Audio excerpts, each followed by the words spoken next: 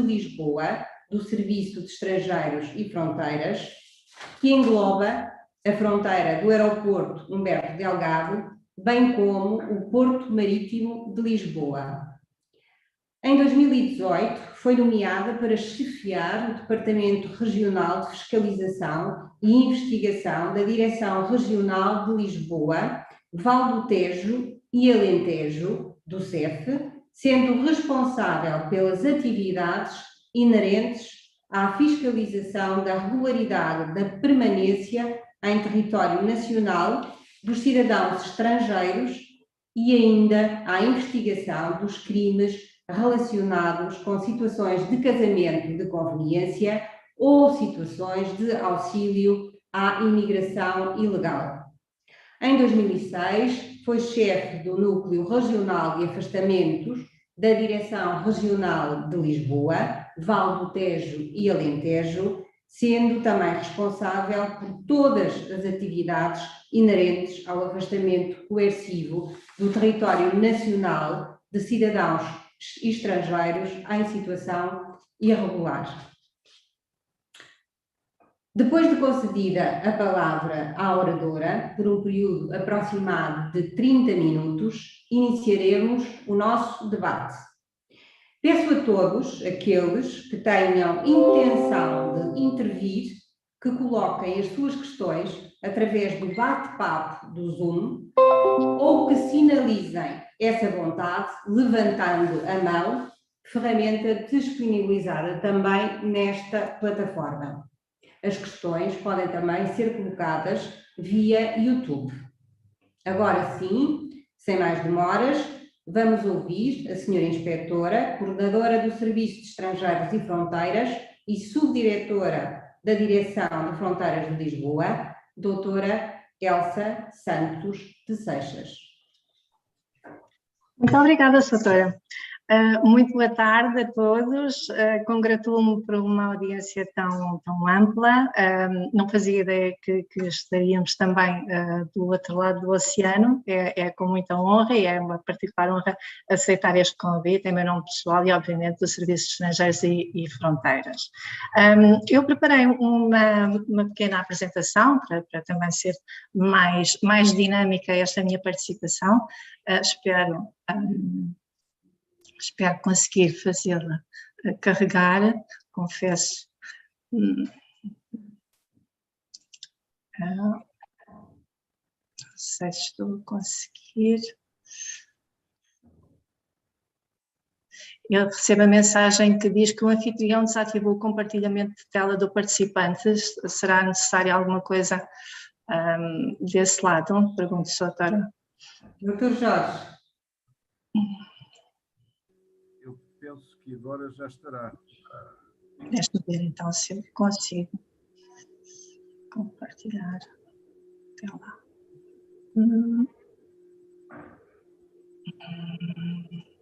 Eu vou só pedir uma assistência técnica, só um momentinho, peço desculpa.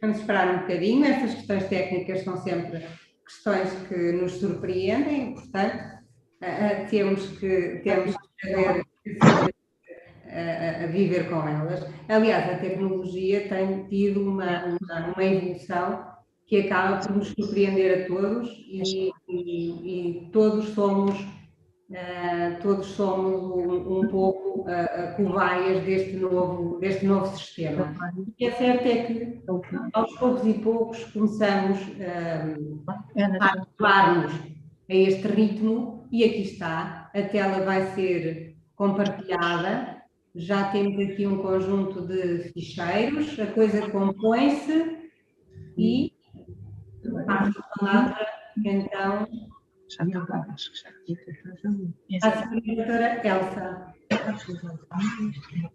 Quero. Onde é que eu vou aqui? Onde é que isto está com o som? Está aqui.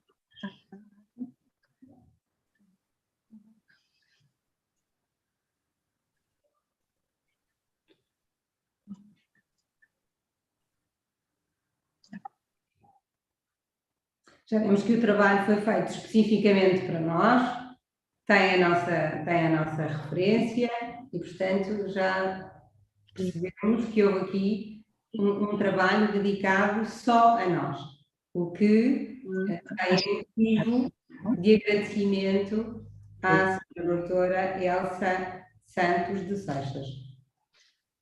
Pergunto se me ouvem. Perfeitamente. Sim, ótimo. Não sei se conseguem ver a minha apresentação. Neste momento estão um conjunto de ficheiros. Há pouco tínhamos o ficheiro já aberto, onde se via a indicação da conferência. Outra vez. Há pouco já tínhamos a tela no primeiro. Exatamente, aí está. Está a funcionar. Obrigada. Obrigada, peço imensa desculpa. Nós não conhecemos, eu não conheço esta plataforma, portanto é sempre desafiante. Eu peço desculpa, espero que corra bem a partir daqui. Exato. Muito bem.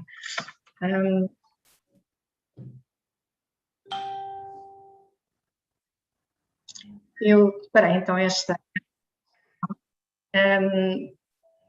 No sentido, começo por aqueles que são os principais diplomas legais com os quais o CEF lida cotidianamente, começando obviamente quase pela Bíblia, se me permitem.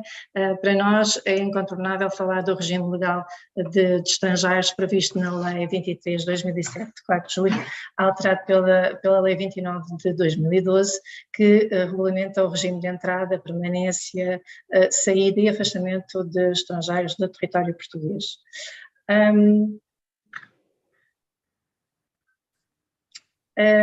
Também, ainda que não seja tema tópico da nossa conferência, não posso eu deixar de mencionar o regime de livre circulação de cidadãos da União Europeia e seus familiares, a Lei 37 de 2006, e ainda o regime legal de proteção internacional, vulgarmente conhecido por Lei de Asilo, que obviamente também faz parte daquilo que é o acervo e as competências do Serviço Estrangeiro, como obviamente saberão. Falando em missão e competências, a previsão da Lei Orgânica do CEF remete então para a competência do CEF o controle das pessoas nas fronteiras, o controle dos cidadãos estrangeiros em território nacional. Este controle é feito através da emissão de títulos de residência e cumulativamente também pela fiscalização da permanência dos mesmos cidadãos em território nacional. O CEF é igualmente competente para a prevenção e o combate à criminalidade relacionada com imigração ilegal e tráfico de seres humanos. A este propósito, realce que o CEF tem uma direção central de investigação criminal, sediada em Lisboa, que trata de investigações, de inquéritos, de crimes, de uma criminalidade mais complexa. Esta competência está também adstrita às direções regionais do serviço, mas o âmbito dos inquéritos será de uma criminalidade menos complexa. Falaremos provavelmente de falsificação de documentos ou casamentos com conveniência, por exemplo. Continuando dentro do âmbito daquelas que são as competências, o CEF é também competente para a instrução, para a recepção e instrução dos processos de pedido de asilo, através do seu gabinete de asilo e refugiados, também ele sediado em Lisboa.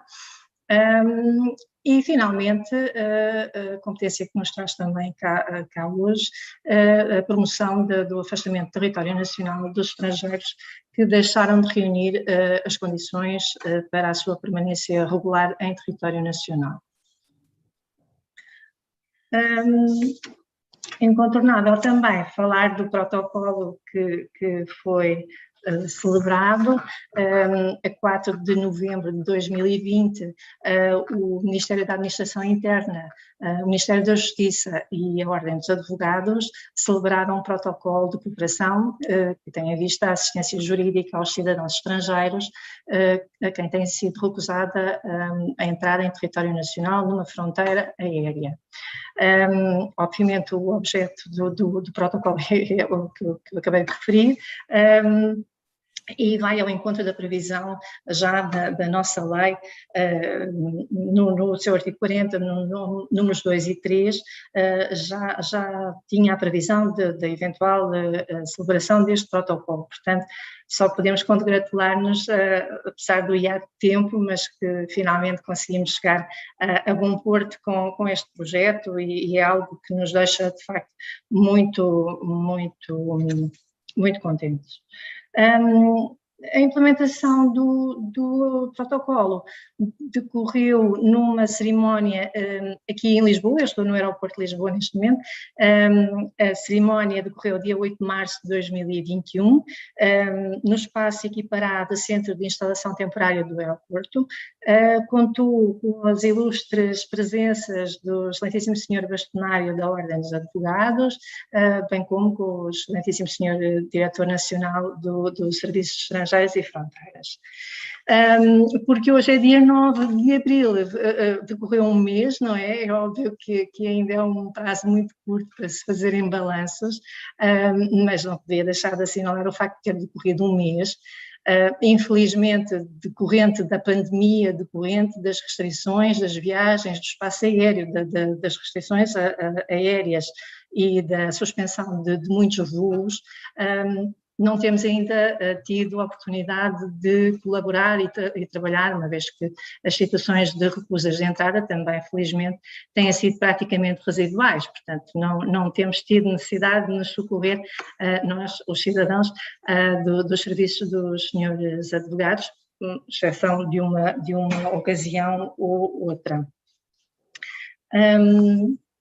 Eu passo agora àquilo que é as situações então das entradas, de que forma é que se processa esta entrada em território nacional a partir das fronteiras aéreas, e quais é que são, ao fim e ao cabo, os requisitos que a lei prevê para as entradas em território nacional. Bem, desde logo, obviamente, um documento de viagem, documento válido, não é? Depois um visto de entrada. A questão do visto de entrada, eu salvaguardo apenas que, mesmo em caso de nacionalidades em que haja isenção de visto, essa isenção de visto está prevista para efeitos de situações de turismo, de negócios, de tudo o que seja fora deste âmbito, ainda que a nacionalidade possa beneficiar deste acordo de supressão, é óbvio que não beneficia para outro fim que não este. Portanto, quando se fala da necessidade de visto, é obviamente em consonância com aquilo que se pretende que seja a finalidade da estada das pessoas.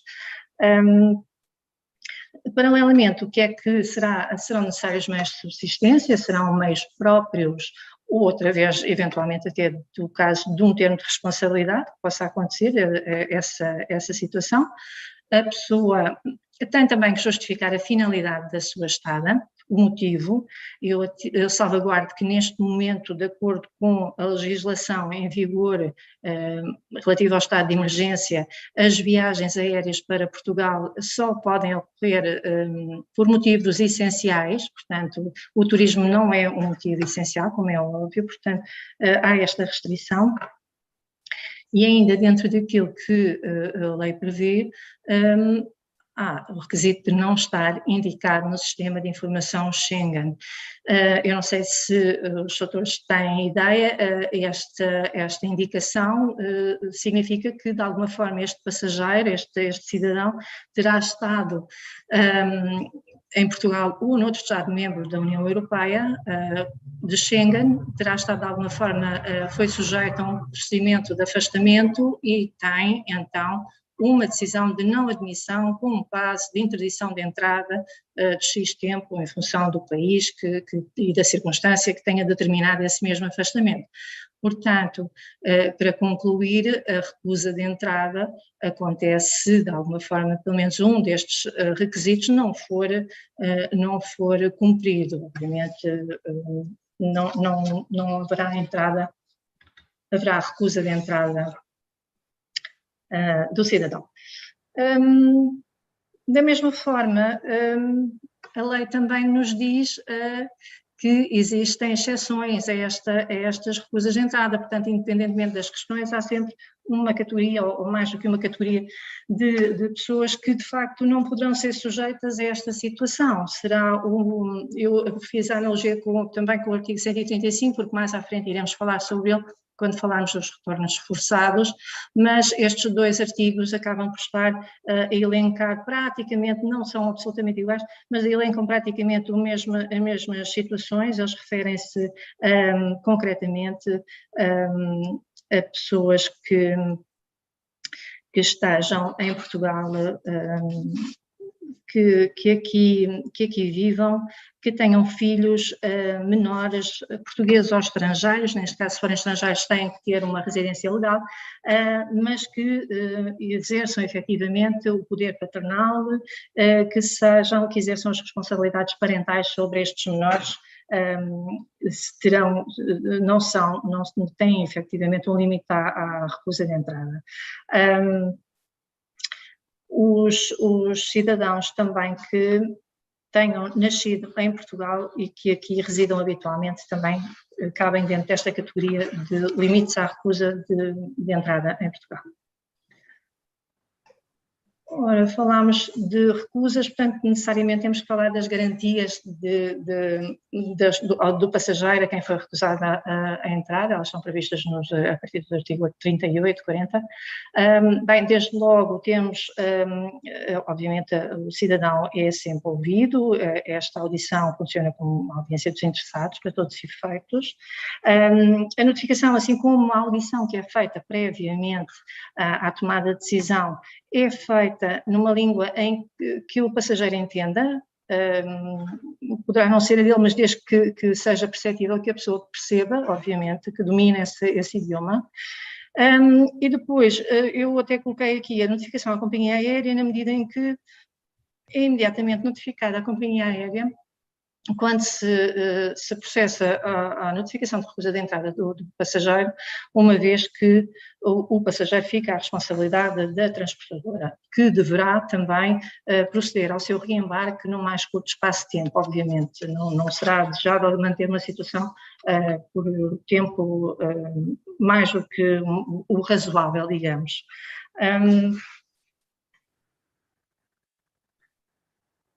O passageiro pode comunicar com a representação diplomática ou consular do seu país ou poderá contactar com quem bem entender.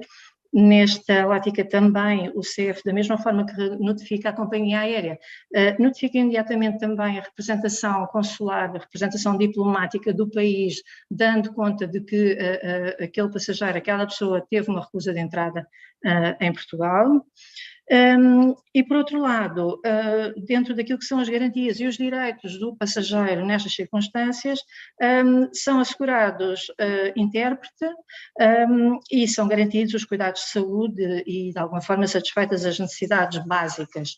O que acontece, desejavelmente, como eu disse, é que estas pessoas sejam reembarcadas o mais rapidamente possível, o que nem sempre é possível.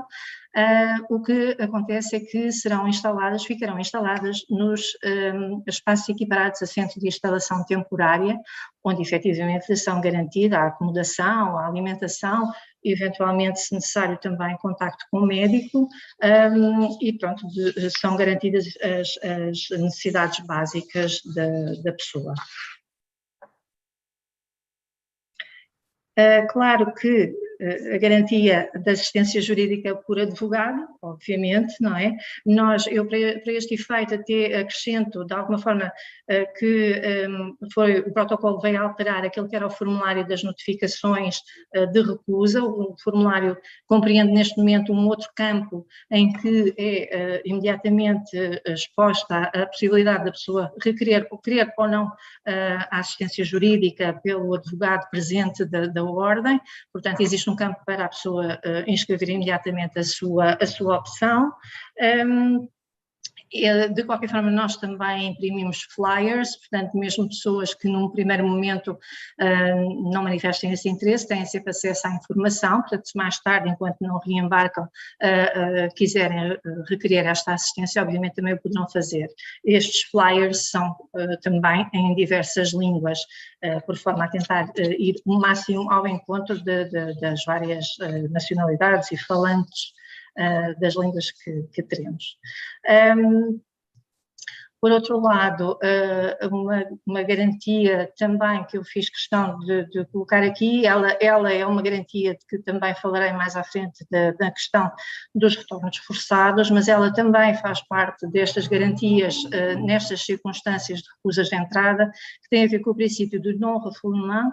Ele está previsto no artigo 143, mas aplica-se na medida em que nenhum passageiro pode ser retornado para um local onde eventualmente sofra perseguição, tenha uma situação que poderia ela própria ser fundamento para a concessão de asilo, nomeadamente, ou que sofra tortura, enfim, que tenha um tratamento que não seja adequado e de acordo com aquilo que é a proteção do ser humano nestas circunstâncias. Em termos de garantias, também existe para este efeito a monitorização pela Inspeção-Geral da Administração Interna. É de alguma forma também uma novidade, na medida em que esta monitorização está implementada desde 2015, creio, depois à frente falarei mais um pouco também, mas para este efeito, para efeito das recusas de entrada, ela não existia, foi implementada em 11 de dezembro de 2020, previsto por despacho do Sr. Ministro da Administração Interna, que veio inserir também como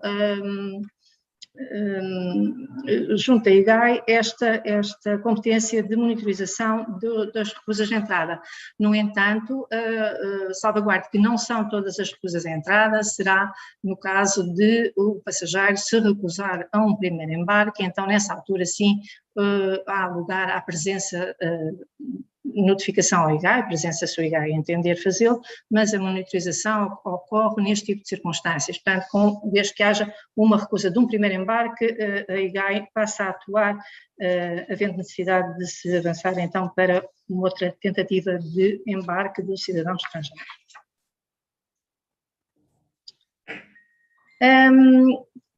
Farei uma abordagem muito generalista, necessariamente pelos vistos, uma vez que eles também fazem parte daquilo que é o leque das entradas em território nacional, de que forma é que se entra, o que é necessário, pois serão necessários vistos para as circunstâncias que determinem que haja necessidade de visto.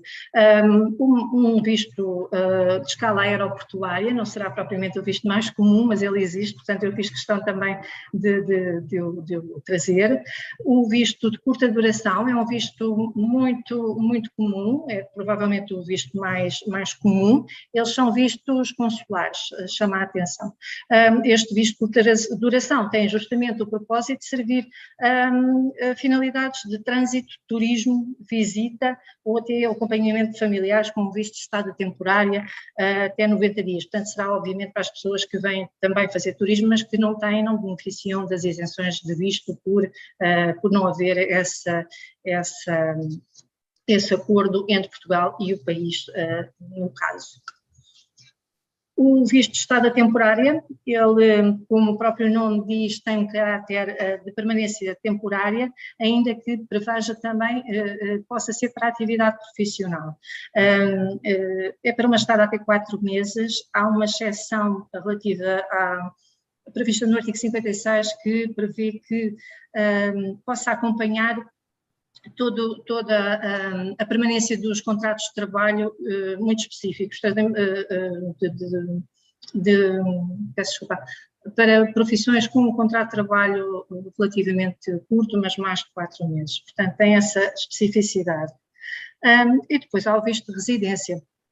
O visto de residência permite a entrada em Portugal para solicitar autorização de residência e permite trabalhar também, e depois ele subdivide-se e especifica a finalidade da autorização de residência em função daquilo que é efetivamente a pretensão da estada. Fim desta parte, vou já diretamente ao fim, ao último assunto, que é então as questões do retorno. O retorno coercivo ou expulsão, ele está previsto no artigo 134 e seguintes da Lei de Estrangeiros, regula também, perdão, quais é que são os fundamentos para que seja instaurado um processo de afastamento. Eu fiz questão de os colocar aqui, na certeza, porém, de que 99% dos processos de afastamento coercivo instaurados são processos administrativos e resultam de situações de permanência irregular, na maior parte dos casos. Da mesma forma que falei há pouco, lá está o artigo 135 que nos diz então quem é que não pode ser expulso, ainda que esteja numa situação como vemos no artigo 134.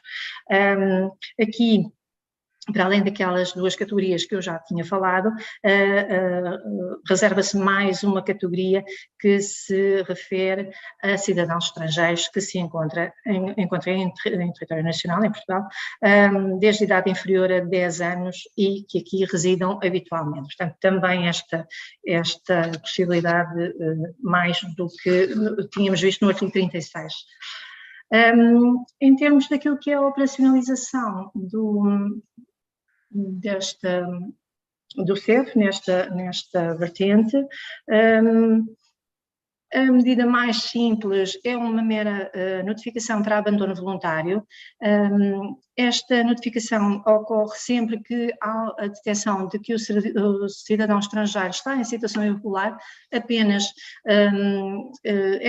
são-lhe dados um prazo que varia entre 10 e 20 dias para que a pessoa voluntariamente abandone o território nacional. Portanto, isto é, diria que o procedimento mais simples e menos gravoso vá lá para o cidadão estrangeiro. Quando o cidadão não cumpre com esta notificação de abandono voluntário, ou quando a detecção deste cidadão tem, para além da questão da permanência irregular, tem também algum tipo de questão criminal associada, então o que se passa é para a detenção prevista no artigo 146, é detido efetivamente por permanência irregular, é apresenta a juiz e a partir daqui é instaurado o processo de afastamento coercivo. Uma vez em tribunal, depois o senhor doutor juiz fará então, dirá que medida de coação é que é aplicada, sendo que as medidas de coação mais comuns são a apresentação periódica no CEF e, por vezes, desde que se manifeste que haja perigo de fuga ou que esteja indocumentado, eventualmente uma colocação em centro de instalação temporária. Estes centros de instalação temporária, Portugal só tem um centro de instalação temporária para este efeito.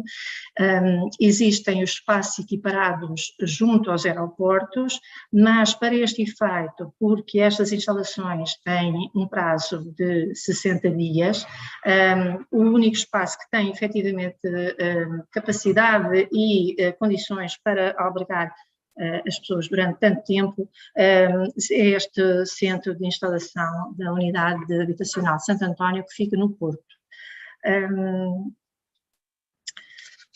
Portanto, a partir daqui é instaurado o processo.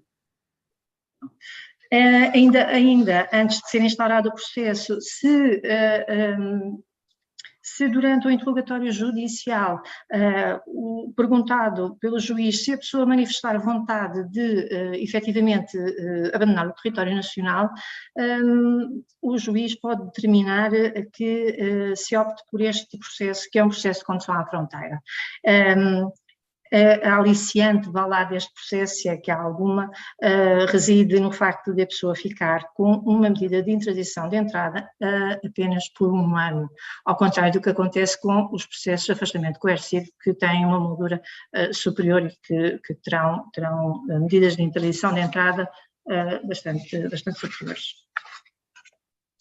Finalmente, porque também é competência do CEF, as penas acessórias de expulsão são decisões judiciais, como é óbvio, são aplicadas em função do cumprimento da pena, de metade ou dos 2/3, em função da condenação, e neste caso o CEF executa a decisão, assim receba os mandatos do TEP para entrega ao CEF para execução. Portanto, o CEF dá cumprimento àquilo que é a determinação judicial no sentido de pena acessória de expulsão, que consequentemente também ficará com uma medida de interdição e inscrito no sistema de informação Schengen. Finalmente, outra figura que também faz parte do acervo do conjunto de procedimentos que visam o afastamento são os processos de readmissão. Estes processos de readmissão resultam de convenções internacionais, que são geralmente bilaterais, e que funcionam no âmbito da nossa lei. Por exemplo, do exemplo mais óbvio, nós temos um acordo de readmissão com a Espanha. Portanto, há aqui um fluxo entre quem permanece irregularmente em Espanha, mas está autorizado em Portugal, e então Espanha pede a Portugal para readmitir essa pessoa, e Portugal, em função daquilo que faça a apreciação, aceita ou não aceita esta readmissão. Portanto, é uma transferência entre Estados signatários de acordos de readmissão que permitem este fluxo de pessoas. Aqui também há a previsão de uma medida de interdição de entrada de 3 anos. Portanto, a pessoa, neste caso, como estamos a falar de movimentos transversais dentro da União Europeia, esta medida será necessariamente apenas para Portugal.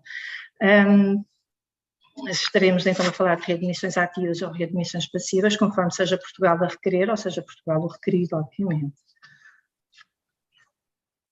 Novamente, a questão da monitorização dos afastamentos, portanto, a IGAI, como eu tinha dito há pouco, desde 2015, que está a IGAI no terreno a fazer a monitorização. Os senhores inspectores da IGAI farão o acompanhamento dos procedimentos de afastamento. Estes procedimentos podem começar logo, por exemplo, na unidade habitacional Santo António, quando os inspectores do CEF ali se deslocam para recolher cidadãos que têm que ser conduzidos ao aeroporto, por exemplo, para serem embarcados. Portanto, este procedimento poderá começar aí e poderá ir até ao destino final, ao país de origem, havendo uma escolta, e a IGAI pode perfeitamente, se entender, fazer o acompanhamento da escolta e do escoltado até ao país de origem. Tendo já terminado a parte de substância, não queria deixar de dar aqui só uma panorâmica, uma vez que temos aqui esta plateia tão alargada, não sei se de Portugal inteiro, portanto, dou aqui aquela que é a distribuição geográfica das nossas direções regionais. São 6 direções regionais que o CEF tem em território nacional. Portanto, a lilás é a DR Norte, a Direção Regional do Norte, a amarela, a Direção Regional do Centro, a rosa, a Direção Regional de Lisboa, Alentejo e Val do Tejo, a verde, a Direção Regional do Algarve, e depois, obviamente, a Direção Regional da Madeira e a Direção Regional dos Açores. E porque temos a reposição do controle das fronteiras terrestres, Também aproveito para mostrar, de alguma forma, os nossos pontos de passagem autorizados, que são os Centros de Cooperação Policial e Aduaneira, em Tui, Quintanilha, Vila Formoso, Caia e Castro Marim, que neste momento, obviamente, não são apenas estes, porque outros postos de fronteira foram autorizados, como saberão, decorrente do estado de emergência, e há outros pontos autorizados de passagem de fronteira que não apenas estes, mas eu, de qualquer forma, quis trazer esta situação. Vou concluir com uns dados estatísticos, porque faz sempre parte das nossas apresentações, alguns dados estatísticos. Eu optei, atendendo à anfitriã, apenas por Lisboa e Algarve nesta minha recolha estatística. Peço que me perdoem das outras eventuais localidades do país, mas aqui trouxe-vos então aquilo que foi a atividade em termos de recusas de entrada no aeroporto Humberto Delgado em 2019 e em 2020, portanto há obviamente aqui uma decalagem grande decorrente da pandemia e do estado que vivemos. Curiosamente o aeroporto de Faro não registra e faz uma inversão e tem recusas de entrada em número superior em 2020 do que teve em 2019, o que é um dado também curioso. Em termos de retorno forçado, e também trago os números de 2019 e de 2020, em termos comparativos da Direção Regional de Lisboa, registro que os processos de expulsão, das penas acessórias de expulsão não tiveram oscilação, estão em volta da centena, em Lisboa, são quase que inexpressivos em Faro, provavelmente também porque os estabelecimentos prisionais na zona não são significativos, em número, obviamente. E depois temos aquelas que são as decisões, os processos com decisão, com afastamento, os processos coercivos, de afastamento coercivo, portanto, decisões administrativas entre Lisboa e Faro, portanto, 81 em 2019 por Lisboa, com 31 em Faro, e em 2020, 30 em Lisboa, 19 afastamentos em Faro. Em Faro, obviamente estou-me a referir à Direção Regional e não apenas ao aeroporto. E assim concluo a minha apresentação e, obviamente, fico à disposição para eventuais questões que possam querer colocar. Muito obrigada. Muito obrigada, Sra. Doutora. Estivemos a ouvir a Sra. Doutora Elsa Santos Seixas e vamos agora abrir o debate. Eu peço aos participantes que tenham questões a colocar, que ou as coloquem no bate-papo ou me assinalem que querem efetivamente fazer alguma intervenção.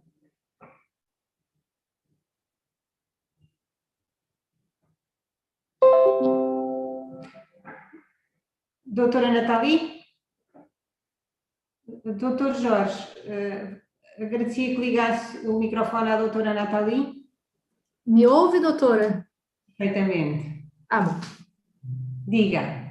Bom, a doutora falou sobre o retorno coercitivo das pessoas que, pelo que eu entendi, as pessoas que moram em Portugal e por algum motivo cometeram algum ato ilícito que fizeram com que elas tenham que voltar para o seu país de origem. A minha dúvida é quanto às pessoas que sequer são admitidas à entrada em Portugal, ou seja, não moravam em Portugal, não foram admitidas nos aeroportos e tenham que voltar por não cumprirem algum requisito. Não pisaram em solo português, a rigor não, porque não passaram a fronteira de Portugal. Essas pessoas, elas ficam aonde? E, pelo que eu entendi, há uma proteção das garantias fundamentais dessas pessoas? E, quando essas garantias não for respeitadas, a quem essas pessoas devem recorrer? Julgo que me ouvem. Efetivamente, as pessoas que, se bem entendi, portanto, a questão relativamente às pessoas que não chegam a entrar em Portugal, que vêm e que têm uma recusa de entrada, creio que seja essa a questão, não é? Pronto, a questão, exato, onde é que permanecem essas pessoas enquanto não voltam no avião? É isso que me perguntas. Pronto, então, como eu disse, desejavelmente a companhia aérea, sendo responsável pela pessoa, deverá providenciar um voo o mais rapidamente possível para o local de origem da pessoa. Portanto, é desejável que isso aconteça no máximo até 48 horas. Obviamente, também haverá situações em que tal não acontece, até porque há voos que não são diários, são mais espaçados no tempo. Portanto, quando isso acontece, a pessoa fica instalada no espaço equiparado a centro de instalação temporária junto ao aeroporto. Portanto, todos os aeroportos têm esse espaço que é um centro de instalação temporária. Portanto, acomoda as pessoas, tem quartos, é servida a alimentação, tem acesso a serviço médico, pode efetuar telefonemas, e pronto, o Serviço de Estrangeiros e Fronteiras é quem gera estes centros, apesar de ser a responsabilidade, como eu disse inicialmente, da companhia aérea, que depois é onerada nestes custos. Mas sim, é esta a prática. Pergunta-me se nada disto for garantido, o que é que a pessoa faz? A pessoa pode reclamar, efetivamente, há um processo de reclamação.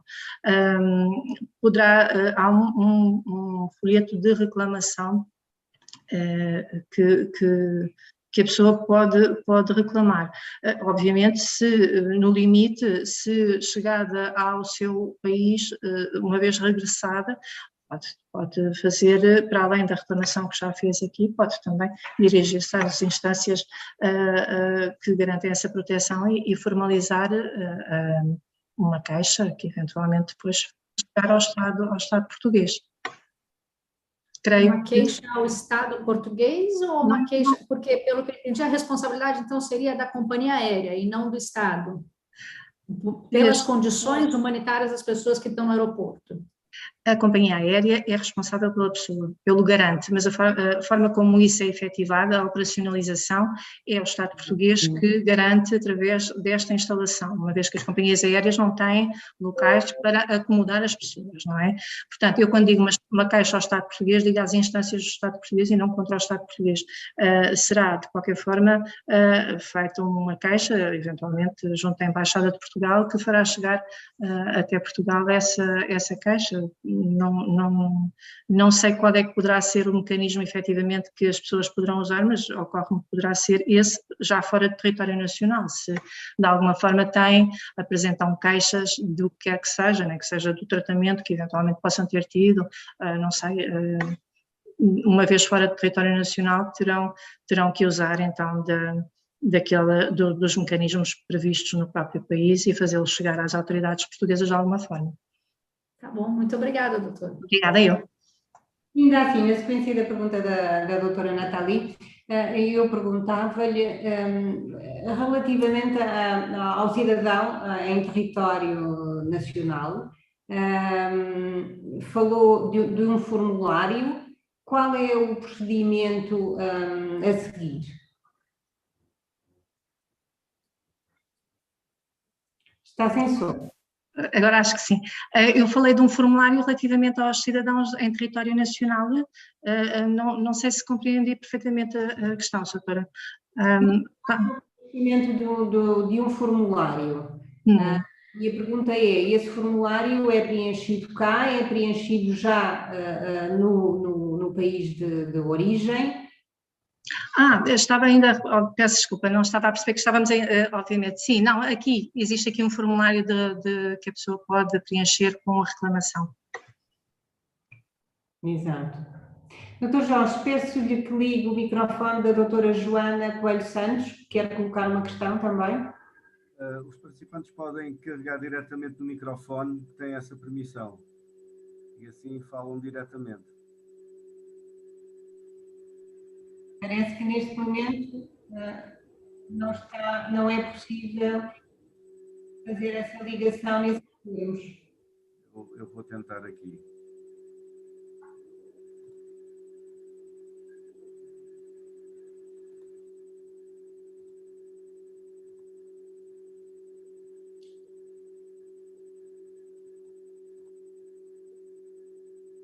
Nós temos aqui um som de fundo.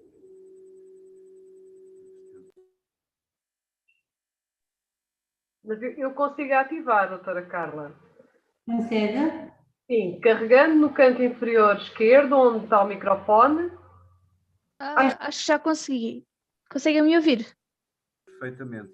Boa tarde a todos. Peço desculpa, mas isto foi mesmo um erro do computador. Boa tarde. Obrigada, doutora Elsa, por este bocadinho. E coloco uma questão. Qual é a preocupação do CEF relativamente aos direitos fundamentais?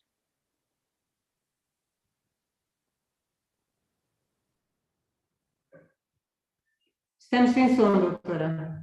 Já percebi. A questão que me coloca relativamente aos direitos fundamentais é absolutamente premente e necessária e constante, não é? O CEF tem essa preocupação, é uma questão que é transversal às várias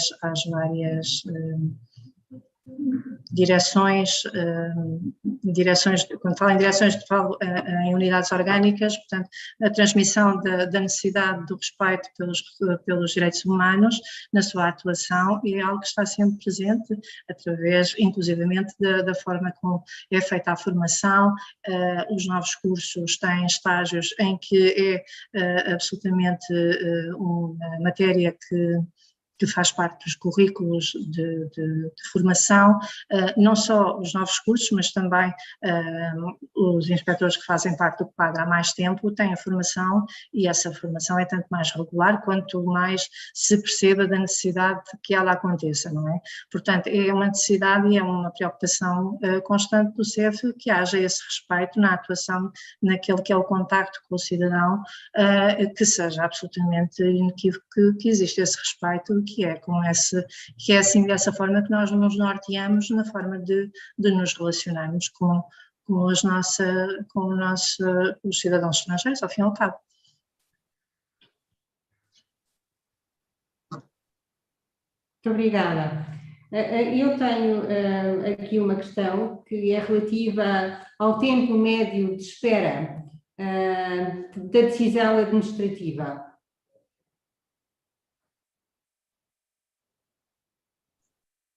O tempo médio de espera relativamente à decisão administrativa do processo de afastamento coercivo, não é? Ele será tanto mais, sabe, doutora,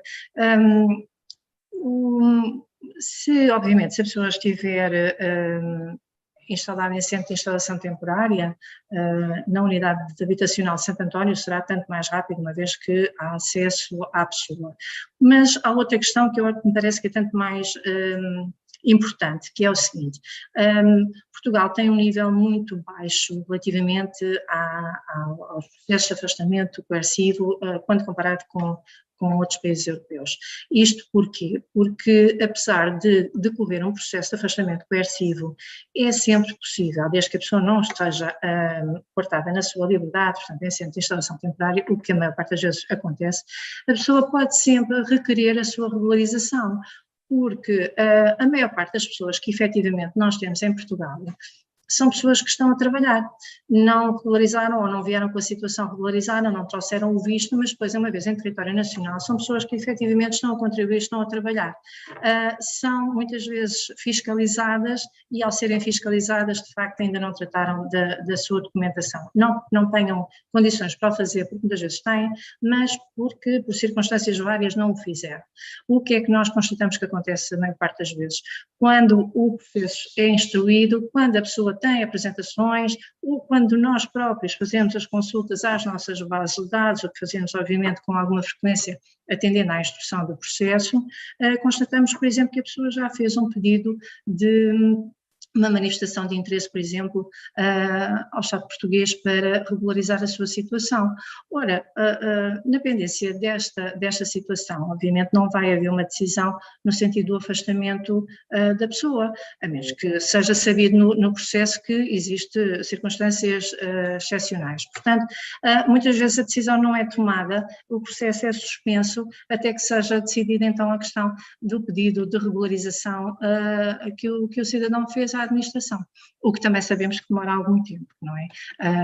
Atendendo à quantidade de pedidos que temos, efetivamente demora algum tempo. Portanto, dar um tempo médio de decisão, diria que nos 60 dias em que a pessoa fica instalada, obviamente em 30 dias no máximo, a pessoa tem uma decisão. Nas circunstâncias em que a pessoa fica em liberdade, tem uma medida de coação, de apresentações, ou nem sequer terá apenas um tiro, por exemplo, não dão um tempo médio, porque a pessoa pode, e efetivamente acabamos por arquivar muitos processos que a pessoa acaba por conseguir regularizar a sua situação em território nacional. Portanto, obviamente, não iremos nunca expulsar alguém que tem condições e que trabalha e que contribui. Portanto, nessa ótica, arquivamos o processo e damos uma autorização de residência, obviamente. Tenho aqui uma outra questão que foi colocada por um colega, que se refere às despesas que correm a partir do momento em que a companhia aérea diz eu tenho possibilidade de levar o cidadão no voo de imediato. As despesas que são imputáveis à companhia aérea são aquelas que são efetivamente decorrentes do acolhimento que é feito pelo CEF à pessoa enquanto ela aguarda. Se a companhia aérea consegue providenciar um retorno rápido, não há instalação no centro de instalação temporária, portanto não é cobrada à companhia aérea uma estadia que não existe, não é? Ou uma acomodação ou uma alimentação. Portanto,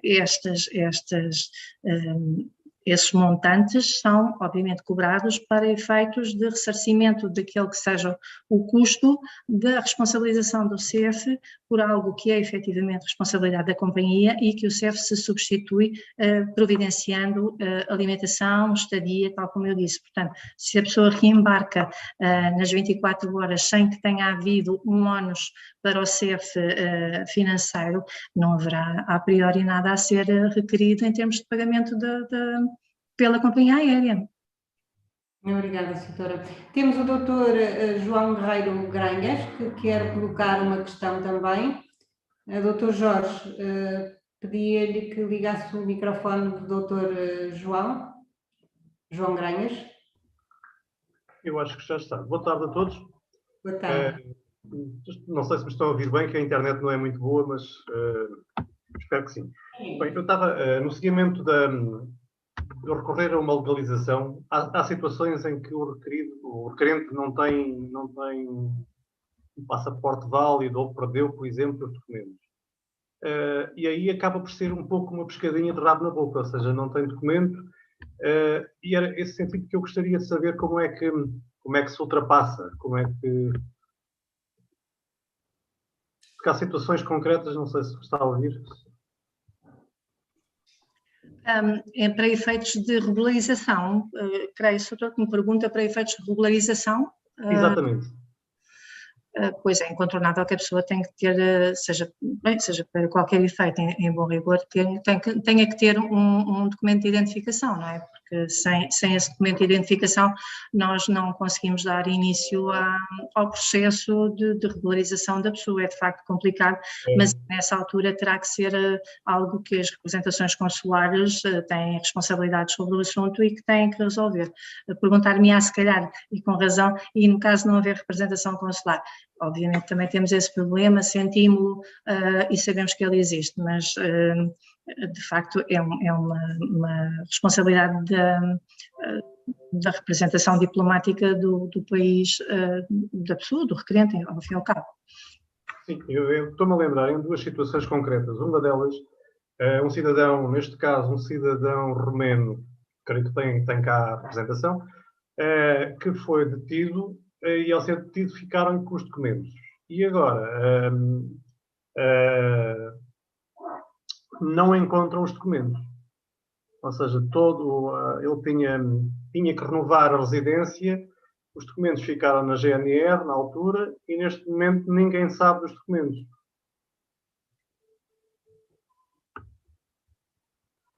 Pois, eu não sei, porque se me diz que foi a GNR também a fazer a detenção, obviamente o CEF não se pronunciará. Sim, mas ele agora para fazer a renovação da residência tem que se dirigir ao CEF e não tem qualquer documento que possa atestar.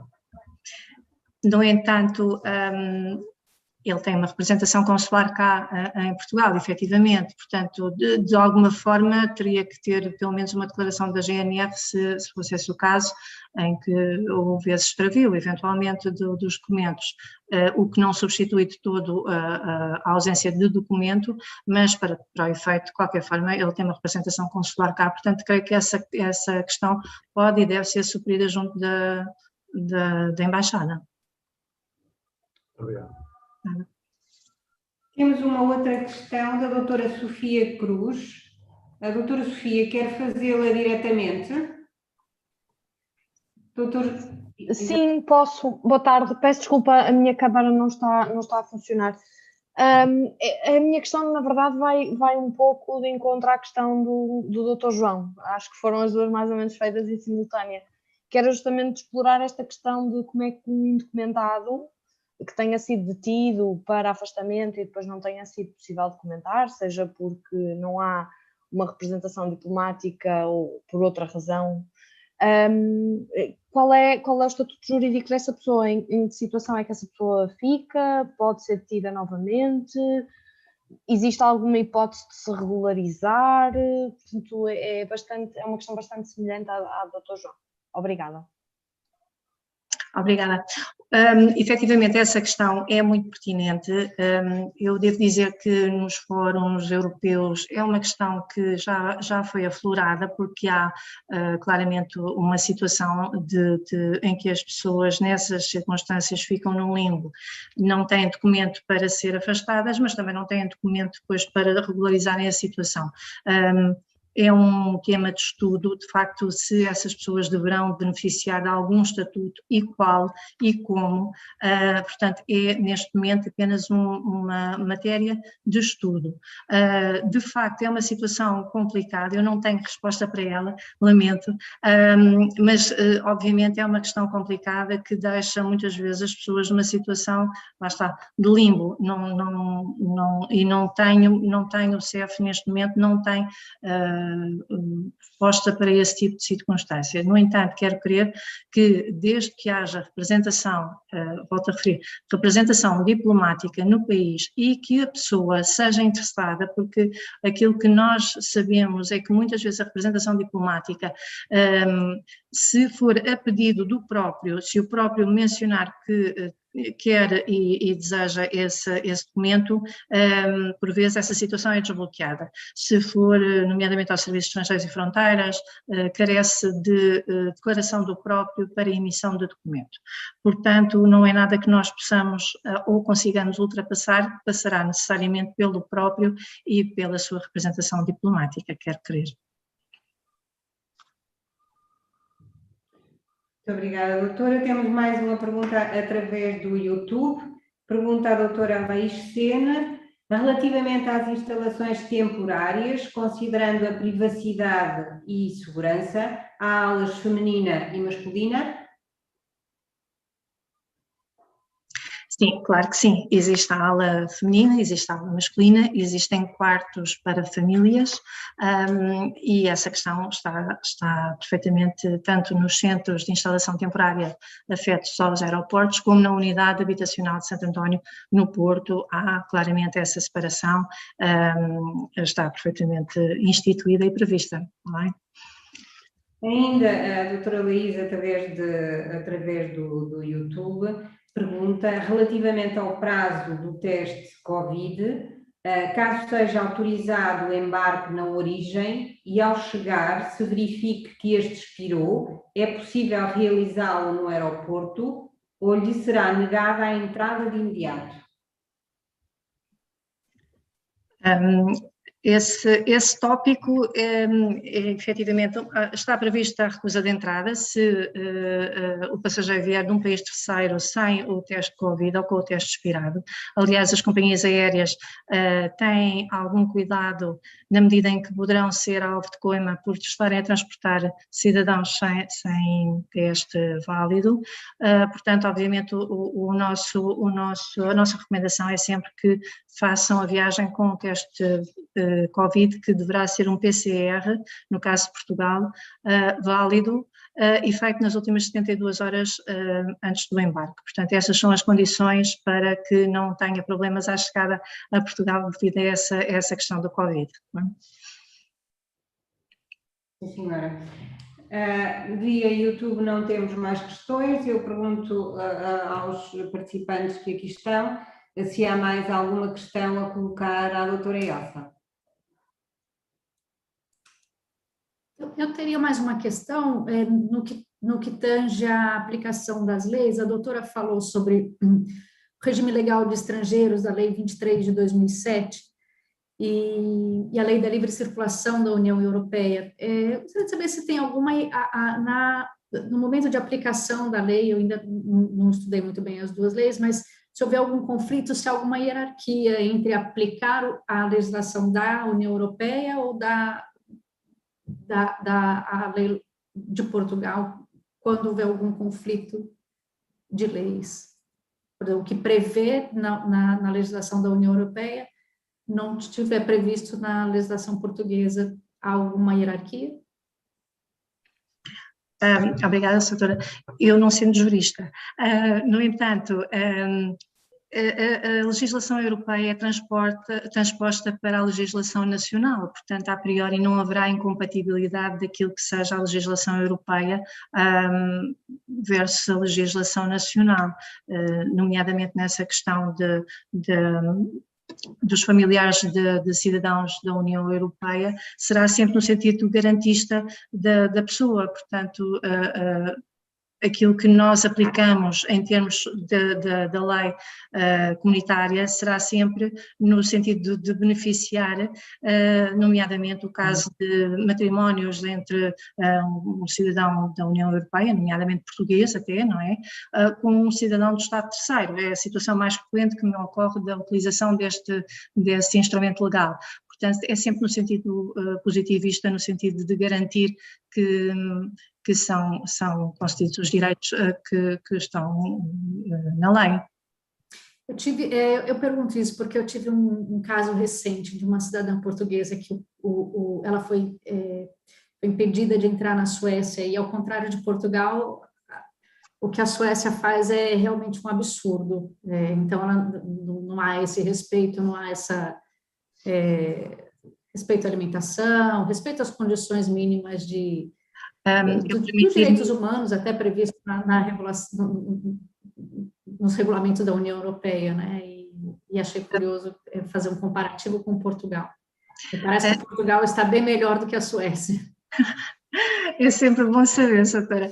De qualquer forma, eventualmente poderá haver alguns diplomas, algumas diretivas que possam não ser transpostas, mas Portugal, em regra, transpõe, nomeadamente estas questões da imigração, transpõe rapidamente para a legislação nacional. Portanto, não creio que haja esse tipo de... Aliás, sei que não há essa incompatibilidade, e esperemos que não haja essas situações como me refere da Suécia.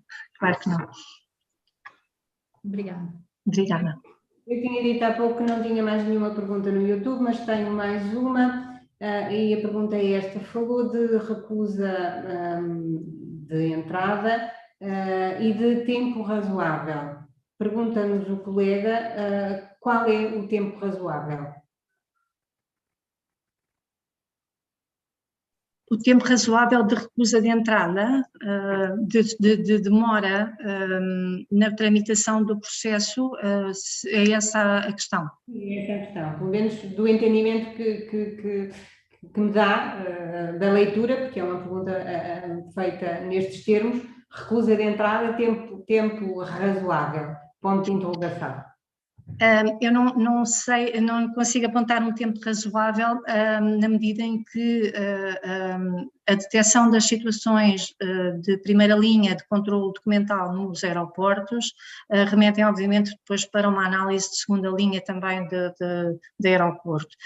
Estes timings, ainda que sejam imediatos no momento da circunstância da detecção da situação, depois tudo o resto nem sempre é fácil, porque tramita não só a constatação, mas depois há muitas vezes necessidade de contactar com outras pessoas, há necessidade de esclarecer assuntos, portanto não há um tempo médio que eu possa apontar e dizer uma recusa de entrada demora X tempo. Não temos esses timings na medida em que cada situação é uma situação, portanto não poderemos nunca generalizar dizendo que demora X tempo. Demorará tanto tempo quanto necessário para que se apure todos os factos que sejam realmente conducentes à melhor decisão, portanto será tanto tempo quanto necessário para que estejamos seguros daquela decisão que está a ser tomada, que ao fim e ao cabo é uma recusa de entrada, portanto tem um impacto enorme na vida de cada um e temos noção disso, portanto queremos sempre tomar a melhor decisão. Portanto, não consigo avançar com um tempo médio para isso. Esse tempo será mais ou menos aqueles conceitos indeterminados, não é? Que depois temos que preencher. Exatamente, doutora. Sim, senhora. Pergunto mais uma vez se há mais alguma questão a colocar ou se podemos liberar a nossa convidada. Sim, senhora. Parece que vamos agradecer-lhe ter estado connosco, agradecer o estudo que fez da questão, os PowerPoints que preparou especialmente para nós e que obviamente nos dá a entender que nos dedicou algo do seu tempo, que é sempre muito agradável perceber. Muito obrigada, doutora Elsa Santos de Seixas. Eu é que agradeço a oportunidade que me foi dada a mim em particular, mas obviamente ao Serviço de Estrangeiros e Fronteiras de buscar os esclarecimentos possíveis e de alguma forma contribuir para que as decisões e as informações de forma informada como todos trabalhamos. Muito obrigada. E contribuiu certamente. Agora sim, vamos terminar, mas não o faremos sem antes agradecer a todos aqueles que fizeram o favor de nos acompanhar em mais um momento que sabemos ter sido de partilha de conhecimentos. Uma nota também para a colaboração prestada por todos os membros da Associação de Direito do Algarve, aqui representados pelo seu mentor e dinamizador, Dr. António Cordeiro da Cunha. Quero também dizer-lhes que continuaremos o nosso ciclo de conferências, voltaremos a ver-nos no próximo dia 6 de maio, pelas 21h30, vamos fazer mistério, todas as informações serão disponibilizadas nas páginas do Facebook, quer da Associação de Direito do Algarve, Dr. António Cordeiro da Cunha, quer do Rotary Club de Albufeira. Nesta data contaremos também com o apoio do Instituto Superior Manuel Teixeira Gomes. Boa tarde, muito obrigada por terem escolhido estar connosco, saúde, cuidem-se. Boa tarde. Obrigada, boa tarde. Obrigada.